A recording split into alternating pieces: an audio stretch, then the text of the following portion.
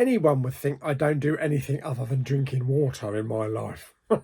I'm just going to explode and it's going to be like Niagara Falls. Anyway, hello everyone. Welcome back to a new video. And yes, I've decided to change the background. I am no longer in the bedroom where I usually do my Mounjaro videos. I'm here in the normal cinema room because it's more relaxing, it's chilled out, and to be perfectly honest, I can't be bothered to go in there and set up the camera. So how has it been this week for me? Wow, look, he's at it again. He's drinking all that water. If he's not careful, he's going to explode. So as some of you will know, I had a failed colonoscopy a week or so ago. Yes, I got to the hospital and the nurse never told me to stop taking warfarin blood thinners. So my INR was too elevated and the bloke just turned around, the doctor just turned around and said, sorry, we can't do it. We'll have to reschedule you. Well, I have had a phone call and a new letter come through. And that has been scheduled for the 19th of September. So it's a Friday. It's no longer an afternoon one. It is a morning one. So it's 9:45 in the morning. It's a little bit different for the prep because having an afternoon one, I drank my first lot of Plenvu on 6 o'clock the night before. And then the second lot I had 6 o'clock the Sunday morning of the day of the supposed colonoscopy that never really happened.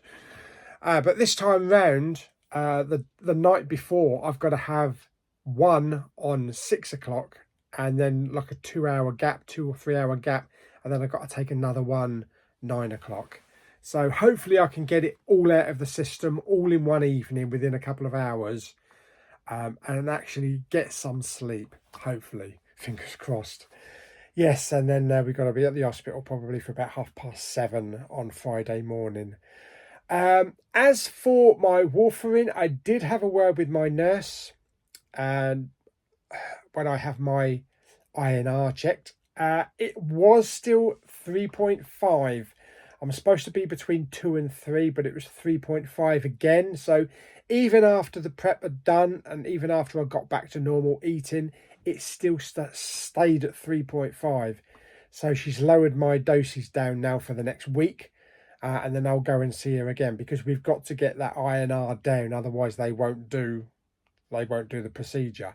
So it has to be, I would say, around about 2.3. That would be good because then if it does go up because of the prep, then it's only going to go up to like 2.6 or 2.7. So we'll be fine then. But I will be getting a phone call next Thursday from the pre-prep nurse again.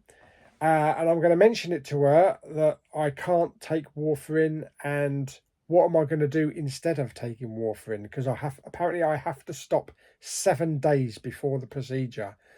My nurse down my surgery said they'll probably give you injections for a week. I don't know. So if anybody has had a colonoscopy and they are on warfarin, what did you do? Did you have injections or did you just go cold turkey? I doubt you could go cold turkey on warfarin. Stick it down in the comments.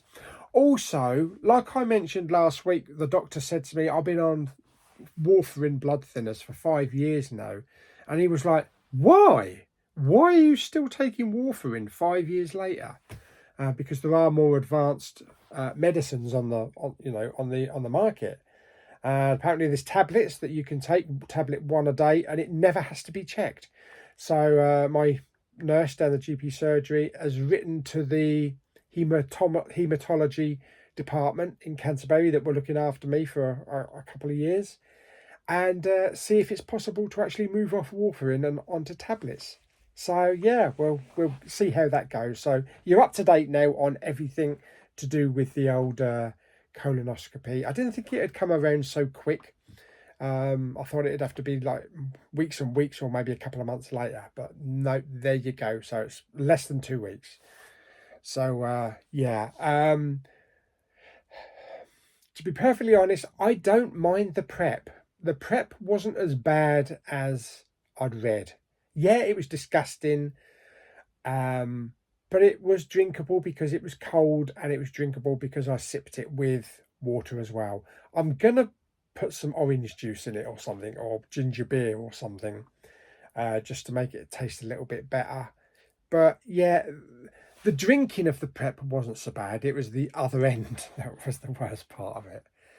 I think the worst part of the couple of days running up to it was actually the change in diet 3 days beforehand to a low fiber diet, where we had to do a special shop, and I had to, had to have like mashed potato and white rice and white chicken. So bland.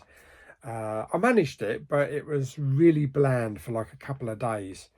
So I think that was the worst part of it for me. But at least I know it's only going to be, hopefully, then that'll be it. It'll be all sorted, and then it'll be behind me. If there's anything left behind me. Yes. Anyway, so there we go. So that is up to date. So as for Mounjaro, how has it been? Well, as soon as I finished the colonoscopy, that didn't really happen. I did get myself a sandwich, and I also got myself a coffee in the hospital before we came home. And then when I got home on the Sunday night, I jabbed myself. Normally I would jab the Friday, but because I was having the procedure, I waited until after I've had it, which I never had. So I jabbed myself when I got home. So yes, so it's been 5 days between the last jab and the jab that I've just had. So that's no problem because it's within like 3 days or so. I did jab Friday night.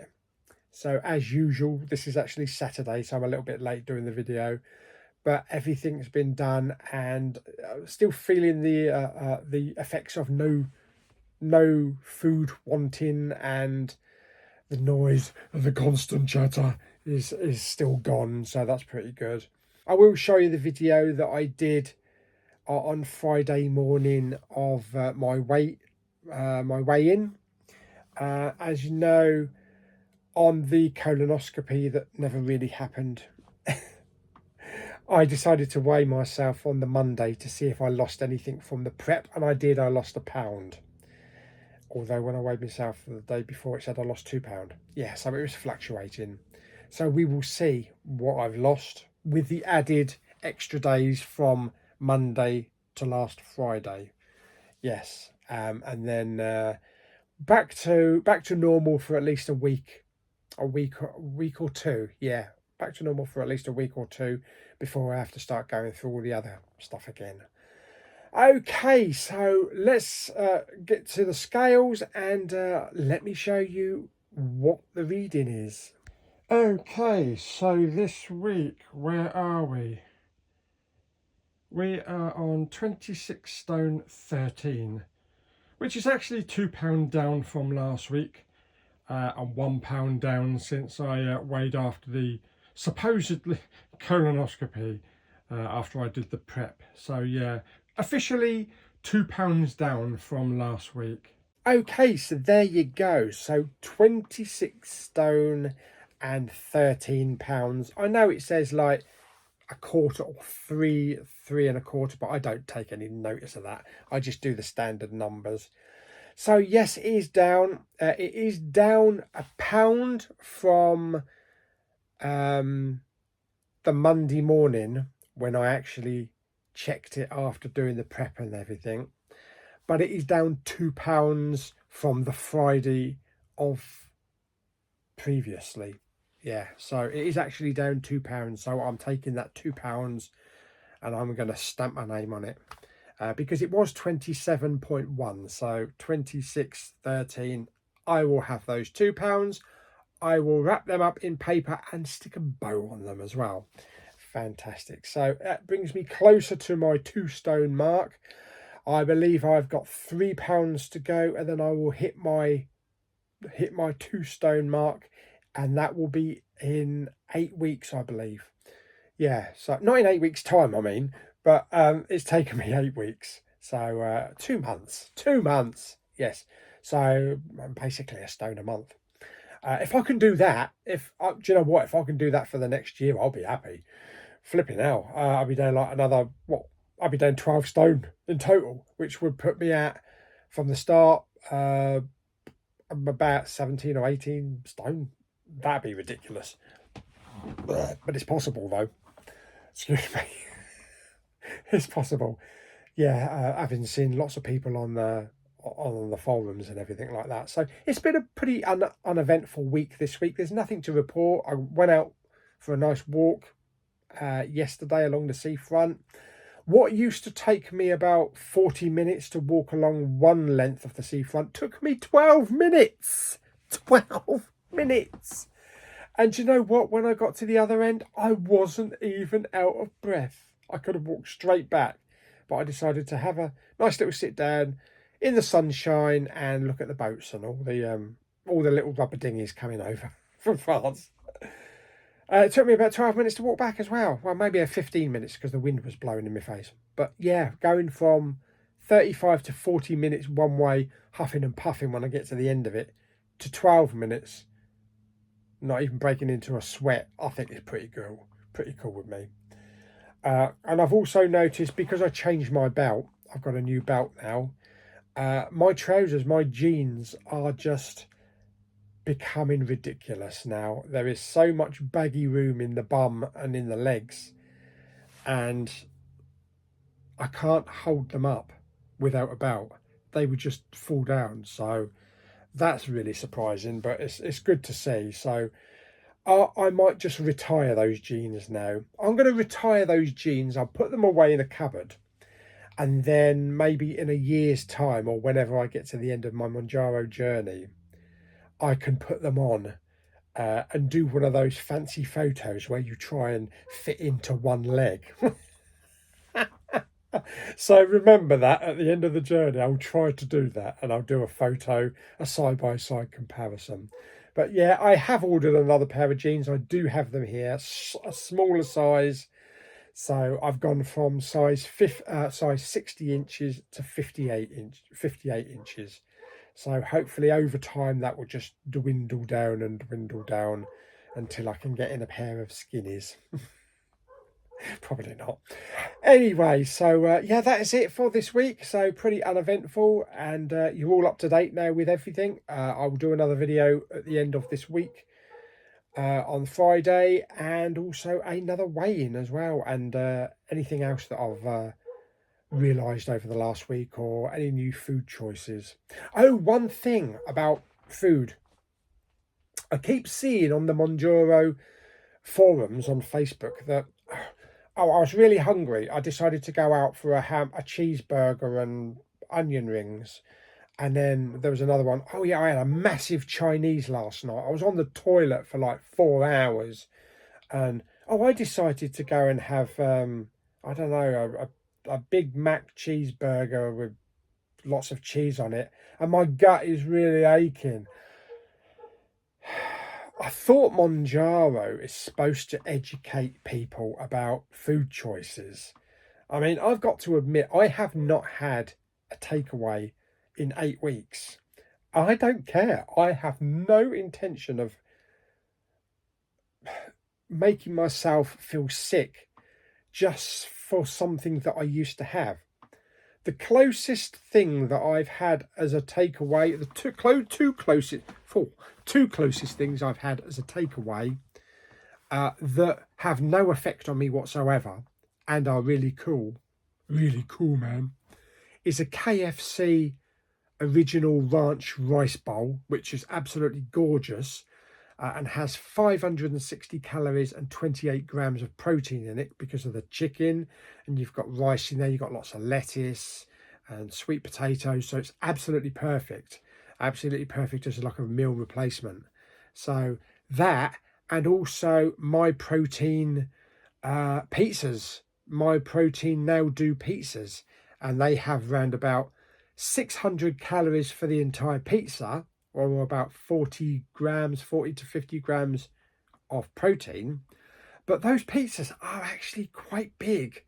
So I split it with my dad. So we had half and half. So I can still eat pizza at like 300 calories and have about 20 grams of protein. So yeah, so some things you can have, some things you can, avoid. definitely try to avoid anything that is deep fried, you know, fish and chips, stuff like that. I used to be an absolute thingy for fish and chips. I absolutely loved fish and chips. I did have fish and chips last week, but I did it differently. There was some low fat McCain's fries, slim fries, and also I had some breadcrumbed fish from Tesco's that had a garlic and herb spice to it, and that was really nice. So I could still have fish and chips. It's just done differently. It's just done differently and not deep fried. And I've got to say, in the 8 weeks, the 7 to 8 weeks, I've not had any stomach problems or any poo problems due to eating the wrong things. So it is mentally changing me up here, telling me what I should have and what I shouldn't have, what I can have and what I can't have. So I'm perfectly fine with that. And I haven't touched anything. I haven't touched a chocolate bar. The closest I've come actually to a chocolate bar when we went to Toby Carvery and I had ice cream and a Cadbury's flake. And that, I catalogued that, and that was the week where I lost £5. So some things you can have, but you just have to be mindful of what you're having, because that ice cream and flake comes with chocolate sauce, and I just told them not to put the chocolate sauce on. So I think in fact that bowl of ice cream and the chocolate flake came to less than 200 calories, so that was pretty cool. Yeah, so yes, be mindful and educate yourselves. That's what I say. Fantastic. So there we go. So that is it for this week. So I hope you enjoyed the video. I was intending it to only be less than 10 minutes, but we're creeping up on 17 minutes, 18 minutes now. So there you go. That's me. So hope you enjoyed the video. If you did, like it by giving it some thumbs up. Don't forget to subscribe, comment and share. See you on the next video very soon. Bye bye.